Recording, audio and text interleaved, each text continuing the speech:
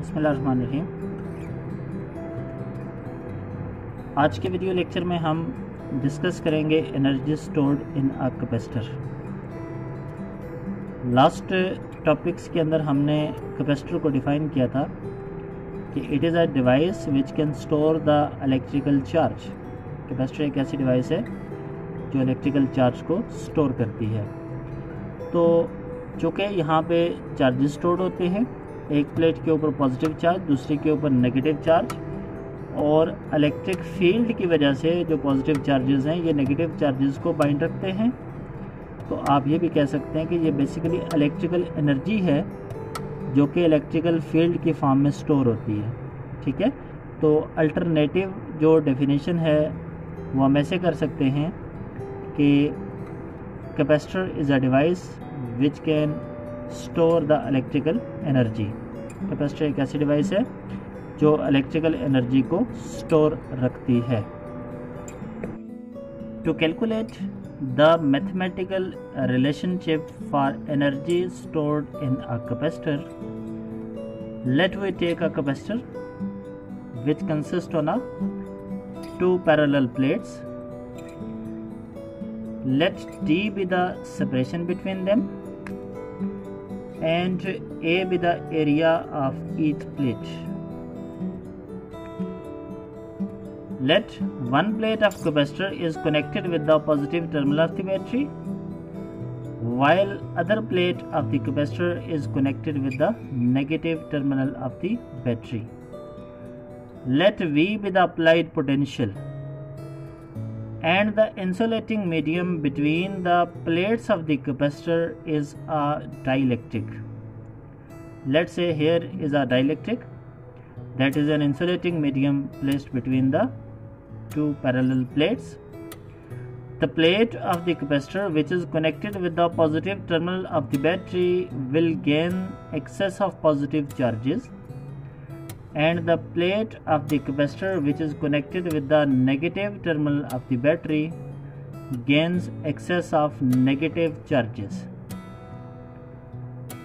तो फिर क्या होगा, पॉजिटिव चार्जेस नेगेटिव चार्जेस पे इलेक्ट्रिक फोर्स अप्लाई करेंगे और पॉजिटिव चार्जेस नेगेटिव चार्ज को बाइंड रखेंगे। लेट से जो इलेक्ट्रिक फील्ड की डायरेक्शन है वो पॉजिटिव से नेगेटिव की तरफ है, और E with electric field which is directed from positive to negative.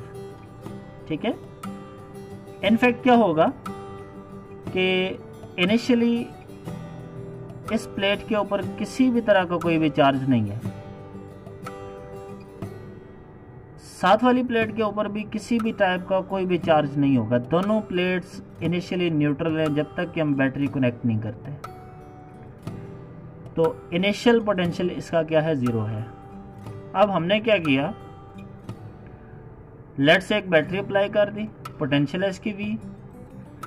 Battery positive charge को एनर्जी सप्लाई करेगी, पॉजिटिव चार्ज एनर्जी लेके यहाँ से ट्रेवल करता हुआ एक पॉजिटिव चार्ज यहाँ पे डेवलप हो जाएगा, वन चार्ज, सिंगल चार्ज। एक नेगेटिव चार्ज यहाँ पे अराइज हो जाएगा। ठीक है, कितने कितने चार्ज अराइज हुए, एक चार्ज पॉजिटिव एक प्लेट पे है, एक चार्ज नेगेटिव दूसरी प्लेट पे मौजूद है। अब बैटरी ने क्या करना, अब बैटरी ने सेकंड चार्ज को उठाना है और सेकंड चार्ज को उठा के यहाँ से इस प्लेट के ऊपर डिपॉजिट करना है। तो जब सेकंड चार्ज बैटरी एनर्जी दे के सेकंड चार्ज को प्लेट के ऊपर डिपॉजिट कर रही होगी, तो सेकंड चार्ज को पहले वाले चार्ज की रिपल्सिव फोर्स को भी ओवरकम करना है। यानी बैटरी को अब पहले वाले चार्ज की निस्बतन ज़्यादा वर्क डन करना पड़ेगा। इक्वल एंड अपोजिट चार्ज दूसरी प्लेट पर अराइज होगा। अब दो चार्जेस पॉजिटिव इधर अराइज हो गए, दो नेगेटिव चार्जेस इधर अराइज हो गए। अब बैटरी ने तीसरा पॉजिटिव चार्ज यहाँ से उठाना है, उसको एनर्जी देनी है और इस लेफ्ट प्लेट के ऊपर डिपॉजिट करना है।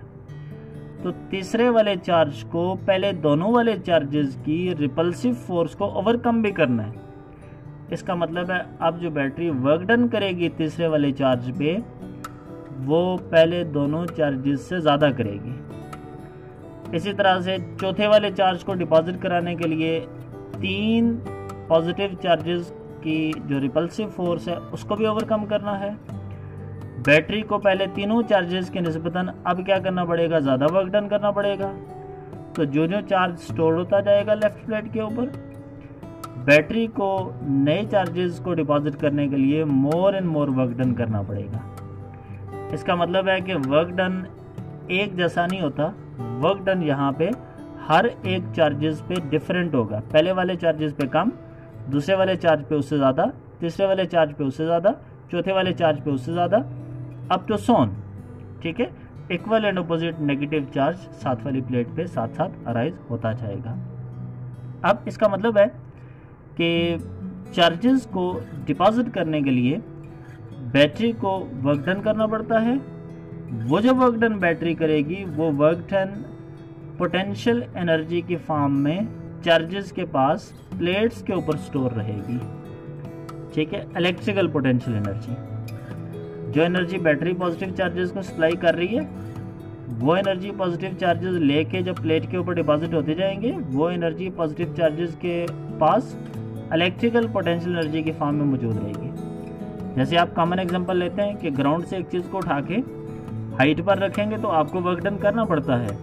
वो वर्क डन बॉडी के अंदर ग्रेविटेशनल पोटेंशियल एनर्जी की फॉर्म में स्टोर होता है, जबकि यहाँ पे बैटरी पॉजिटिव चार्ज को उठा के प्लेट के ऊपर रखती है तो वो जो एनर्जी है वो charge particle electrical potential energy की फॉर्म में स्टोर रखता है।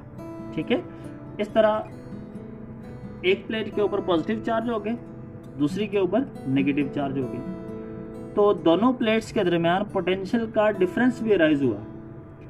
ये पोटेंशियल का डिफरेंस स्टार्टिंग पे 0 था और फाइनली ये पोटेंशियल लेट से V के इक्वल आ गया, बैटरी के इक्वल आ गया। इसको मैं क्या रहता हूँ V पे the final potential across the plates of the capacitor.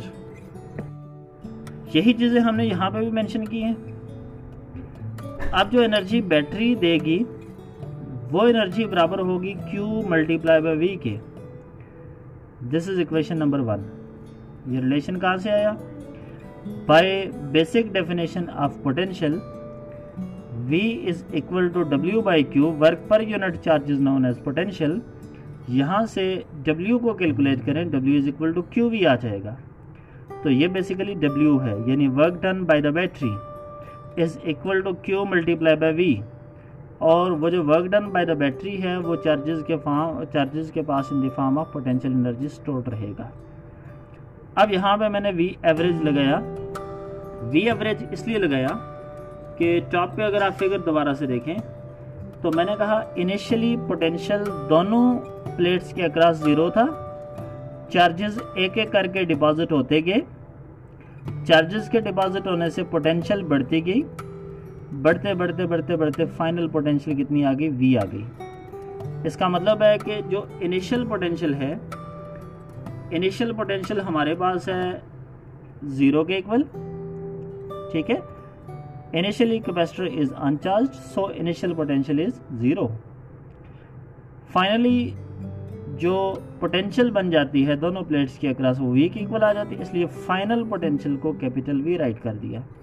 तो यहाँ पे पोटेंशियल का एवरेज है, यानी एवरेज एनर्जी हम कैलकुलेट कर रहे हैं कि चार्जेस के पास एवरेज पोटेंशियल एनर्जी कितनी मौजूद है। ठीक है, तो इनिशियल आपके पास पोटेंशियल भी मौजूद है, फाइनल पोटेंशियल भी मौजूद है, दोनों का एवरेज ले लेते हैं ताकि इस इक्वेशन में हम पुट कर सकें। एवरेज लिया जाता है, average potential V average is equal to initial potential plus final potential divided by 2। Initial 0 थी, फाइनल पोटेंशियल V थी, डिवाइडेड बाय 2, आपके पास एवरेज पोटेंशियल आ गई V by 2। Putting in equation number 1। Equation number 1 में क्या आ जाएगा? Q इनटू V एवरेज की जगह क्या लिखेंगे? V बाय 2 राइट कर देंगे। आपके पास ये इक्वेशन बनाएगी, energy is equal to Q into V by 2। अब हम जानते हैं Q is equal to CV होता है। ठीक है, Q is equal to CV होता है, तो जहाँ पे Q मौजूद है वहाँ पे CV पुट कर दिया into V divided by 2 as it is रखा। 1/2 को सबसे पहले ले आए, सी एज इट इज़ है, V multiply by V, V square आ गया, दिस इज इक्वेशन नंबर 2।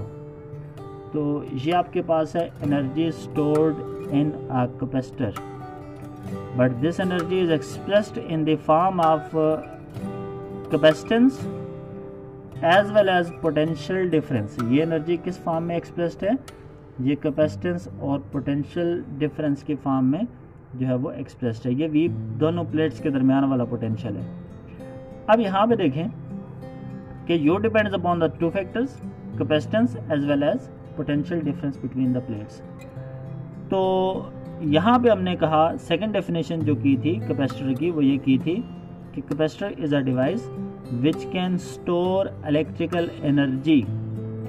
तो इसलिए ज़्यादा कन्वीनियंट वे ये है कि हम जो energy stored in a capacitor है इसको एक्सप्रेस करें इन the form of electric field, in the form of electric field.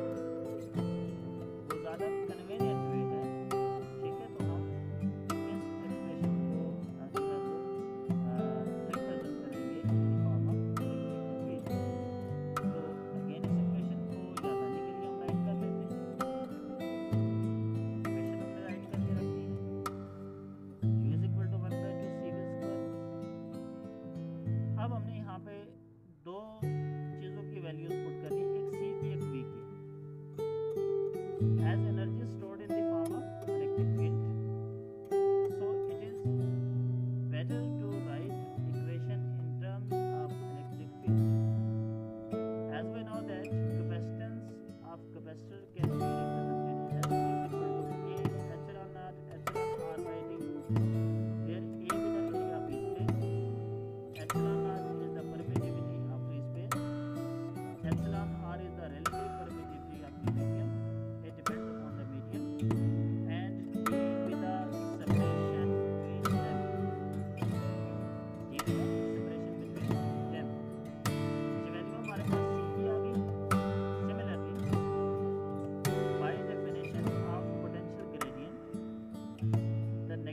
gradient of potential is equal to the electric field।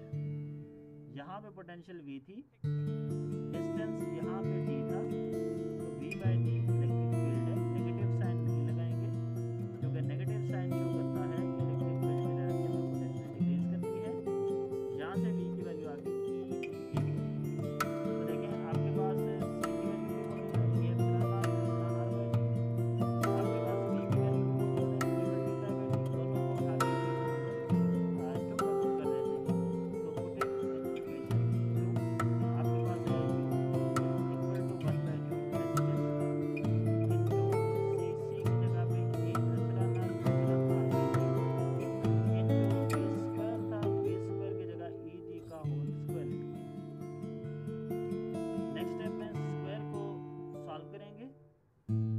आपके पास आ जाएगा u is equal to 1/2 a epsilon naught epsilon r by d as it is रखा। इधर आ जाएगा e square d square, एक d के साथ कैंसिल आउट हो जाएगा। बाकी आपके पास बचा 1/2 epsilon naught epsilon r e square, और a और d को मैंने सेपरेट कर दिया, एक d के साथ कैंसिल आउट हो जाएगा। ये आपके पास जो एक्सप्रेशन बना